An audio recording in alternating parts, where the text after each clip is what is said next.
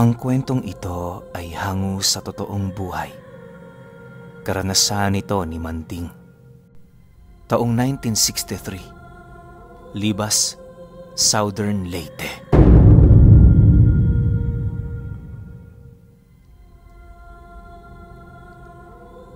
Itong mga panahong ito, kasalukuyang nagbibinata pa lamang itong si Manding.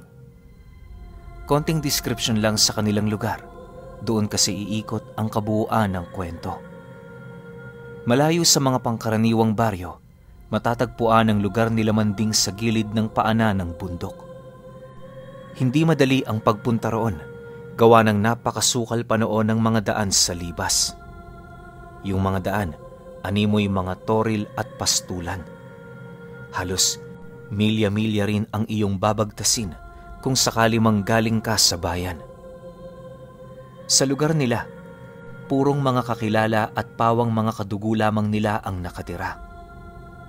Napakapayak pa noon ang pamumuhay na halos sa sobrang simple nito, araw-araw kang makakakita ng tao sa daan na naliligo gamit ang mga dahon ng papayang nilagyan ng perla. Wala ka ring makikitang palikuran sa mga bahay nito at kung dudumi man, paniguradong sa mga masusukal na gubat sa kanilang lugar. Kapag sumasapit ang gabi, napakadilim na sa baryo nila na halos ang nagbibigay liwanag lamang ay mga sulo para sa mga walang kaya habang mga gasera naman para sa mga taong may kakayahang bumili ng langis. Sa kabila ng mapayapang lugar nila Manding, paulit-ulit naman siyang pinapaalalahanan ng kanyang pamilya na huwag masyadong magpakakampante. Hindi lahat ng tao sa lugar nila maaari niyang ituring na kaibigan. Ang iilan sa mga ito, pasimpleng nagtatago sa kanilang mga pekeng pagkatao. Dahil sa masyado pang bata ang pag-iisip noon ni Manding, kung kaya't nanatili siyang inosente ukol sa mga bagay na nais ilahad ng kanyang mga kadugo. Isang hapon, habang naglalabas sila Manding sa balon, nasipat nila ang isa sa mga kababaryo nilang naglalakad kasama ang anak nitong nasa edad 3 taong gulang. Pagsilay nilang patungo yun sa gubat, bigla naman niyang napansin ang kanyang mga kasamang nag-uusap-usap ukol sa mga ito. Ayon sa iilan, paniguradong hindi yun anak ng lalaking yon sa kadahilanang hindi pinahihintulutan ng asawa nito na tumungo ang mga anak nila sa gubat. Dagdag pa ng mga kasama niya na naglalaba, ilang beses na nila yung napapansin na pabalik-balik doon. Sa pagpapatuloy ng pag-uusap ng mga ito, halos hindi naman mawari ni Manding ang takot sa kanyang isipan matapos niyang marinig ang tungkol sa pagiging isang kuno-kunong aswang ng lalaki. Dala ng labis niyang pagkabahala, minabuti niyang manatiling walang imik habang mas lalong binibilisan ang kanyang pagtatrabaho. Makalipas lamang ang ilang minuto, agad naman niyang iniligpit ang mga nilabahan niyang trapo para makauwi na. Habang naglalakad itong si Manding bitbit ang mga nilabahan niya, bahagya naman siyang natigilan ng masipat niya ang lalaking naglalakad pabalik nang wala ng kasama. Diretso lamang ang pagtahak nito ng daan, hindi nagagawang lumingon kung saan-saan. Pagtitig ng lalaki sa kanya, laking gulat na lamang niya nang akmang tutungo yun sa kanyang kinaroroonan, subalit bago pa man yun sa kanya makalapit, nagawa na siyang malapitan ng kanyang ama habang nagwiwika sa kanya ng, "Manding, anong ginagawa mo dyan?" Pagkarinig ng lalaki sa sinabi nito, dali-dali naman yung lumayo. Nang silang dalawa na lamang ang natira sa tabi ng daan, agad naman siya nitong tinulungan sa kanyang mga labahan. Habang binabagtas nila ang daan, paulit-ulit niya pa yung tinanong pero nagsasawalang imik lang ito. Nang makabalik na sila sa bahay nila, doon na pag-alaman ni Manding na isa ang taong yon sa pinaiiwasan ng kanyang pamilya. Ayon sa kanyang ama, totoo ang bali-balita ukol sa lalaking yon. Kahit alam nito na hindi ito nananalo ng mga kababaryo, labis pa rin nila itong pinangingilagan sa takot na baka umatake na lamang yon ng hindi nila inaasahan. Dagdag pa nito na sa bawat pagtungo nito sa gubat, parati yung may kasamang bata kung saan doon yun kinakain ng nilalang. Kasalo ang mga alaga nitong hayop na naninirahan sa mga masusukal na gubat. Matapos naman itong marinig ni Manding, halos hindi naman siya gaanong naniniwala sa mga sinasabi ng kanyang ama, lalo pat wala yung patunay na ipinakita sa kanya. Sa pagpapatuloy ng pag-uusap nila, paulit-ulit niyang naging rason dito na huwag pag-isipan ng mga masasamang bagay ang mga taong payapang naninirahan sa lugar nila. Bukod kasi sa hindi yon makakabuti, kasalanan din yon kung maituturing, lalo pat nagsasalita ka ng walang basihan. Nang marinig naman ng kanyang ama ang naging paliwanag niya, hindi naman yun tumutol, gawa ng kahit papaano may punto rin siya. Upang matapos na ang pagdududa ni Manding sa mga katagang inilahad nito, nagdesisyon ang kanilang padre de pamilya na puntahan ang gubat na madalas na pinupuntahan ng lalaki. Matapos naman niyang marinig ang sinabi nito, agad naman siyang sumang-ayon para mapatunayan na nagkakamali yon sa mga bagay na inilalahad nito. Sa pagdating nila sa bukana ng masukal na kakahuyan, sa entradang daan pa lamang, bumungad na sa kanila ang iilang mga punit-punit na damit ng bata. Noong una, inakala ni Manding na baka nagkataon lang ang mga bagay na yon, pero pagdating nila sa loob ng kakahuyan, doon bumungad sa kanila ang iilang sanga ng puno na merong tumutulong dugo. Bagaman wala silang nakitang parte ng katawan ng bata sa lugar na yon, nasisiguro nilang dugo ng tao ang kanilang nadatnan.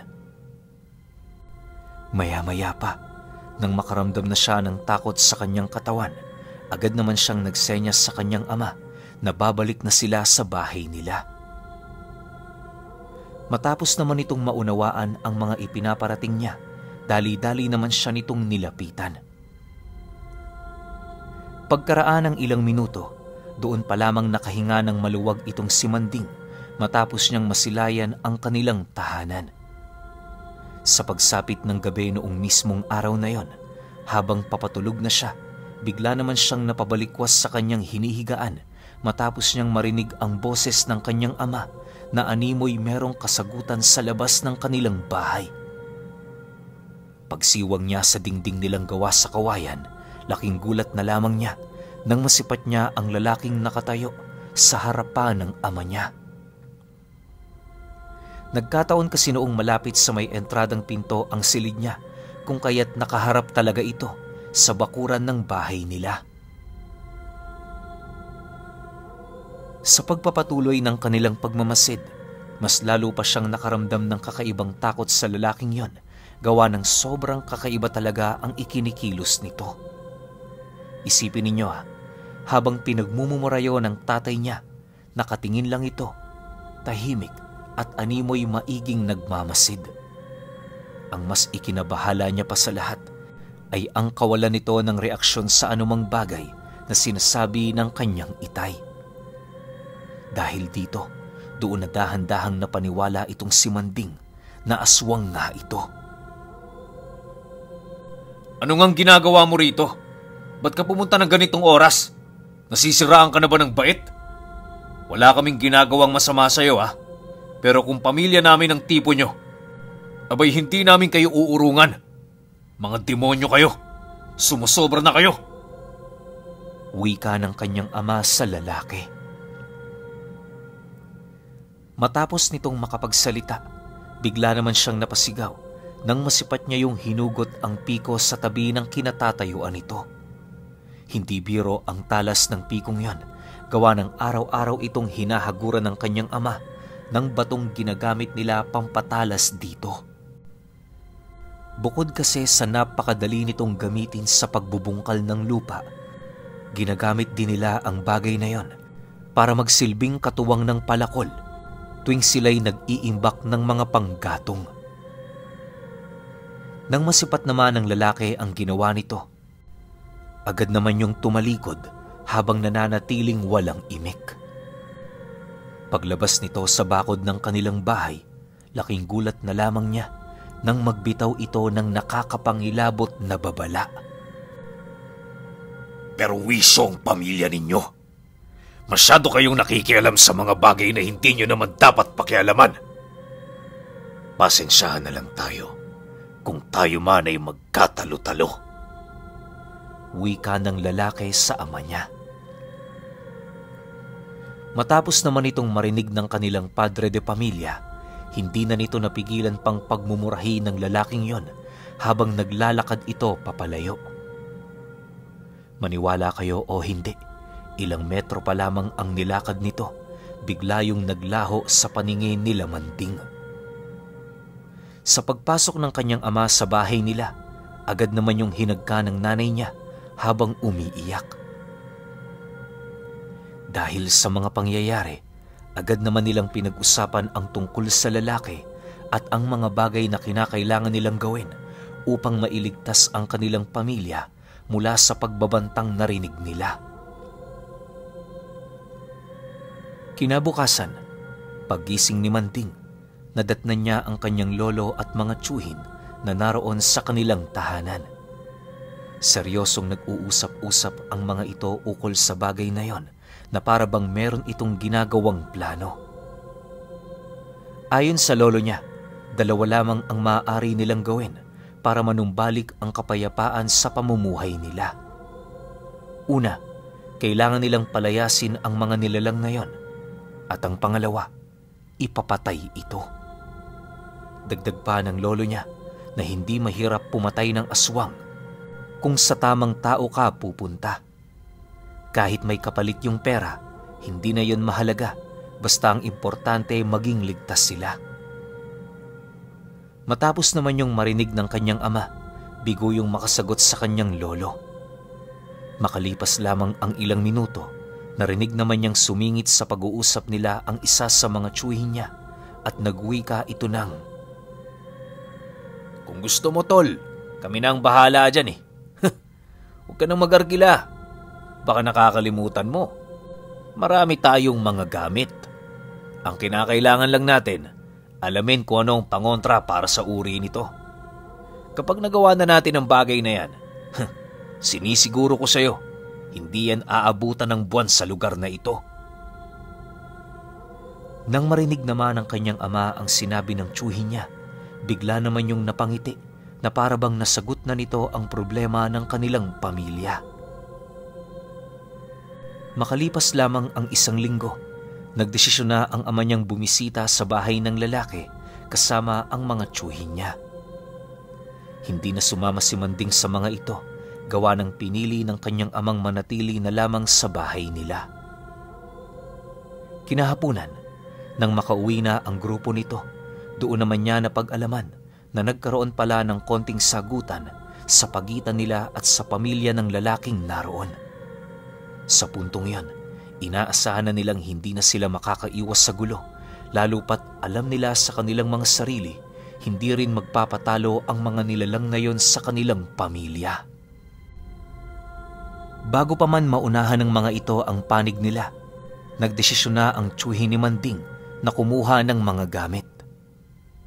Pagtungtong ng 8:00 ng gabi, kababalik pa lamang nito, bitbit ang iilang mga sisidla ng gitara na naglalaman ng mga matataas na kalibre ng baril. Habang iniaayos ng mga ito ang mga armas na yon, abalang-abala naman ng lolo niya sa pagbabantay sa niluluto nitong bigas na halos gatasa ang dami ng asing nakahalo rito. Sa paglalim pa ng gabi, nang tuluyan ng makapaghanda ang pangkat ng ama niya, agad naman yung lumabas at tumungo sa bahay ng mga nilalang na nakaalita nila. Habang naghihintay si Manding sa kanilang tahanan, doon naman nila napag-usapan ng lolo niya kung ano ba talaga ang pinag-ugatan ng gulong yon. Sa pagkakatanda niya kasi, pumunta lamang sila sa gubat na palaging pinupuntahan ng lalaki at noong sumapit na ang gabi, bumisita yon sa kanilang tahanan. Bagaman nagkaroon ng maliit na komprontasyon, nasisiguro ni Manding na maaari pa sanang maiwasan ang gulong yon kung nagparaya na lamang sila sa bawat isa. Nang marinig naman yon ng lolo niya, agad naman siya nitong hinawakan sa balikat habang sumasagot ng, Alam mo, Manding, hindi katulad ng tao ang mga aswang. Merong mga paninindigan ang mga nilalang na yan. Kapag kinamuhi ang kanila, hindi kanila titigilan hanggang sa mamatay ka. Huwag mong pag-iisipan ng masama ang tatay at mga tiyuhin mo sapagkat ginagawa lamang nila ang kanilang makakaya para maging ligtas ang ating pamilya. Balang araw paglaki mo, mauunawaan mo rin ang mga sinasabi ko. Nang marinig naman ni Manding ang sinabi nito, nanatili pa ring malabo para sa kanya ang mga bagay-bagay. Lumipas pa ang ilang oras, bagaman puyat na siya, nanatili siyang nakaantabay sa pagbabalik ng grupo ng kanyang ama. Habang sila'y naghihintay, hindi naman nila maiwasang magtaka sa kadahilan ng bakit hindi pa sila nakakarinig ng mga tunog ng baril, gayong kanina pa yung tumungo sa bahay ng mga aswang. Kung nagkaroon kasi yun ng komprontasyon sa lugar na yon, maaaring kanina pa nagkakagulo na ang mga tao sa lugar nila. Sa pagtungtong ng 12:00 ng gabi, awa naman ng Diyos, nakabalik ang mga tiyuhi niya ng buo at walang kahit ni isang nalagas. Habang nagpapahinga ang mga ito, kitang-kita ni Manding ang dami ng kalmot nito sa kanilang mga katawan. Yung tatay niya nga noon, umuwing walang pang itaas, gawa ng ayon dito, hinubad niya yun habang nakikipaglaban sila dahil sa ginagamit yung paraan ng mga aswang para daragin sila papalayo sa kanilang grupo. Pagtatapat pa ng ama niya, hindi naganap ang labanan sa mismong baryong kanilang tinitirhan. Noong dumayo kasi sila sa bahay nito, wala sila doong nadatnan kundi ang naiwang mga anak lamang ng lalaki. Halos ilang beses pa yung tinanong ng mga tiyuhi niya hanggang sa hindi naglaon, umami na rin ang panganay. Itinuro nito sa iba yung baryo ang ama nitong naghahanap ng pagkain, kung kaya't dali-dali naman nilang binagtas ang daan patungo doon. Upang masigurong hindi na makakalaban ang mga nilalang na yon, naghanap ng mapagkukublian ng grupo ng tiyuhin niya. Halos ilang oras din silang naghintay sa lugar hanggang sa dumating ang puntong nakarinig na sila ng malalakas na alulong at palaspas ng mga puno. Pag-ikot ng kanilang paningin sa napakadilim na daan, doon nila nasilayan ang mga nilalang na kumakain sa sanga mismo ng puno na kanilang pinagkukublian. Bago pa man ito makalundag papalayo, walang habas naman nila yung pinaulanan ng bala.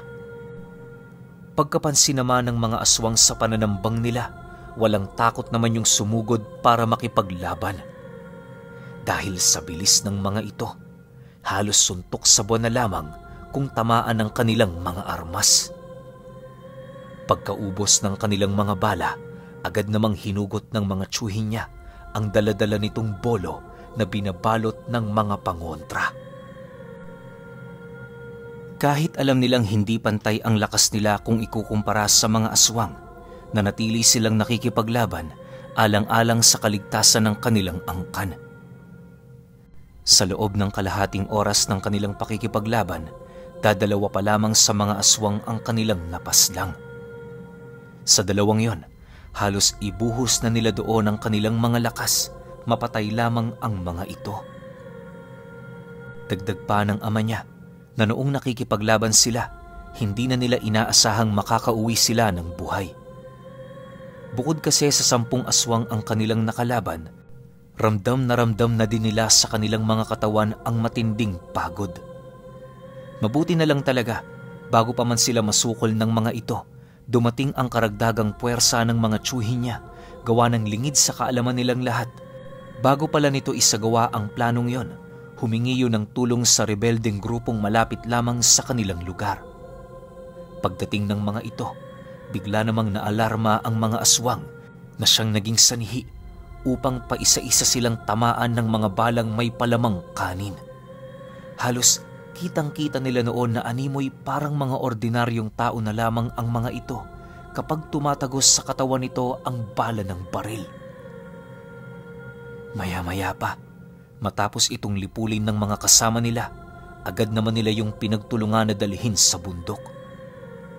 Ayon sa tiyuhin niya, doon nila inilibing ang mga nilalang na yon nang sa gayoy hindi na ito makapaminsala sa mga taong dumaraan sa lugar. Ang baho kasi ng katawan ng mga nabubulok na aswang maaaring magdulot ng kakaibang sakit sa katawan ng isang pangkaraniwang tao. Dagdag pa nito, hindi lang magwawakas sa pangyayaring yon ang inumpisahan nilang pakikipaglaban, gawa ng nasisiguro nito marami pang kadugo ang mga nilalang na kanilang pinatay na maaaring sa kanilang pag-uusap nalaman na nito ang mga nangyari. Kinaumagahan, hindi pa man sumasapit ang bukang liwayway, napansin nila ang iilang mga sundalong napadpad sa lugar. Hindi naman nila yun gaanong pinagbibigyan ng pansin, gawa ng sa isip-isip nila. Maaaring nakatunog lamang ito ukol sa mga nangyari noong nagdaang gabi. Sa paglipas ng mga araw, yung mga anak ng aswang na naiwan sa tahanan nito, bigla din namang naglaho na parang bula. Nang mapagtanto naman ng mga tiyuhin niya na ligtas na ang kanilang pamilya, agad naman yung nagpaalam sa kanila para bumalik sa kani-kanilang mga trabaho. Hindi naman yung tinutulan nila manding sa kadahilan ng kahit papaano may mga naiwang responsibilidad din ng mga ito. Lumipas pa ang ilang buwan, madalas nilang masilayan ang mga rebelding umaaligid sa kanilang lugar. Bagaman armado yon ng mga armas, hindi na nila ito pinapansin sa kadahilan ng naniniwala sila. Sinusunod lamang nito ang utos ng mga tiyuhin niya. Sa naganap kasi na pangyayari, doon napatunayan nila manding na kasalukuyan na ngang kaanib ng mga rebelde ang halos lahat ng kanyang tiyuhin. Bagaman nalaman na nila ang tungkol doon, hindi naman yun nagdulot sa kanila ng pagkabahala, lalo pat alam nila sa kanilang mga sarili na alam na nito ang kanilang mga ginagawa. Pagtungtong ng buwan ng Disyembre, muling bumisita ang lolo at mga tiyuhin niya sa pamamahay nila. Kalimitan kasi yun doong nagdaraos ng Pasko para naman kahit papaano sama-sama ang mga ito. Habang nananatili roon ang mga tiyuhin niya, doon niya napag-alaman na maging ang anak ng nakasagutang aswang ng kanyang ama ay kanila ding pinatay. Subalit bago yun binawian ng buhay, halos dumanas muna yon ng mga paghihirap sa kanilang mga kamay. Paghahambog pa ng isa sa mga tiyuhin niya, pinagpuputulan muna nila yon ng daliri bago nila ito igapos sa krus na gawa sa bagakay na kawayan. Habang nakalambitin yon sa kahoy, panayang pagpupumiglas nito hanggang sa tuluyan na yung bawian ng buhay. Ayon sa tiyuhin niya, kaya namatay ang batang yon dahil sa mga malabalahibong tinik ng bagakay na pumasok sa katawan nito. Sumabay yon sa dugo ng nilalang hanggang sa magsitarak ito sa kanyang puso. Dagdag pa nito na dahil sa pangyayaring yon, mas lalo pa silang nagmalabis na makahuli ng mga aswang para gawing katuwaan. Alam niyo ba na sa lugar noon nila manding, nakilala ang grupo ng tiyuhin niya na maninila ng mga aswang. Mabilis ding bumaba ang bilang ng mga nilalang na yon sa kanilang lugar dahil sa pinaggagawa ng mga ito. Pero bagaman gano'n ang nangyari, iisang bagay lamang ang tumatak sa isipan ni Manding, at yon ay nag-umpisa lamang mula noong nakipagsagutan siya sa mga aswang. Mabuti na lang, merong alam ang kanyang tiyuhin at lolo na pangontra sa aswang na ang tanging gagawin mo lamang ay maglagay ng kanin sa bala ng baril.